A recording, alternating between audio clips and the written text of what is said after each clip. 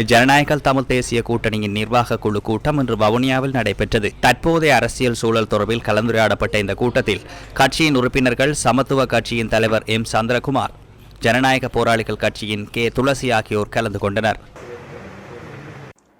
இந்த ஒரு அரசாங்கம் ஒரு புதிய அரசியல் யாப்பை கொண்டு வரும் பட்சத்தில் அந்த அரசியல் யாப்பில் தமிழ் மக்களுடைய தேசிய இன பிரச்சனைக்கு தீர்வாக என்னென்ன விடயங்கள் உள்ளடக்கப்பட வேண்டும் என்பதை தமிழ் தரப்பிலிருந்து ஒருமித்த குரலில் சொல்வதற்காக தமிழ் சட்டத்தரணிகள் பேரவை என்பது தமிழ் கட்சிகளை இணைத்து ஒரு குழுவை இப்பொழுது நியமித்திருக்கின்றது.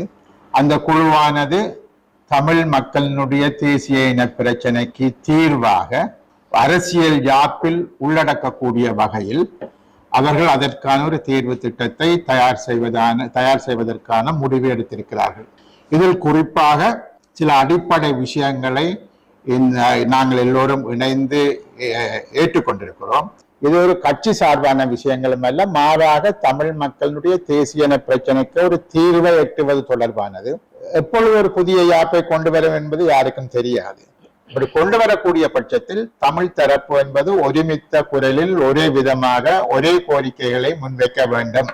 அப்படி வைப்பதன் ஊடாகத்தான் நாங்கள் சர்வதேச சமூகத்தின் ஊடாகவும் சரி அல்லது தமிழ் மக்கள் ஒருமித்த குரலிலும் அதுக்கு அழுத்தம் திருத்தமாக அதனுடைய தேவையை வலியுறுத்த முடியும் என்ற விடயங்களை பற்றி நாங்கள் சொல்லியிருக்கிறோம். இதனிடையே புதிய அரசமைப்பு தொடர்பில் இலங்கை தமிழரசு கட்சியின் பாராளுமன்ற உறுப்பினர் எஸ் ஸ்ரீதரன் கிளிநொச்சியில் கருத்து தெரிவித்தார். அரசாங்கத்திடம் இதுவரைக்கும் அது தொடர்பான நல்லெண்ணங்களோ நல்ல சிந்தனைகளோ இதுவரையும் எங்களுக்கு தென்படவில்லை. இங்கு பிரயோகிப்போயிருக்கிற தமிழ் மக்களுடைய அரசியல் பிரச்சனையை தீர்ப்பதற்கு தமிழ் மக்களுடைய தாயக பூமி அங்கீகரிக்கப்பட்டு அவர்களுடைய மொழி வழியான தமிழர்கள் ஒரு தேசிய இனம் என்ற அடிப்படையில் அவர்களுக்கான அரசியல் தீர்வுக்கான முயற்சிகளை அரசாங்கம் முன்னெடுக்க தவறினால் இப்பொழுது இருக்கிற அரசாங்கமும் கடந்த அரசுகள் போலவே தோல்வி நிலையோடு திரும்பி போகும் என்பதை வரலாறு நிரூபிக்கும்.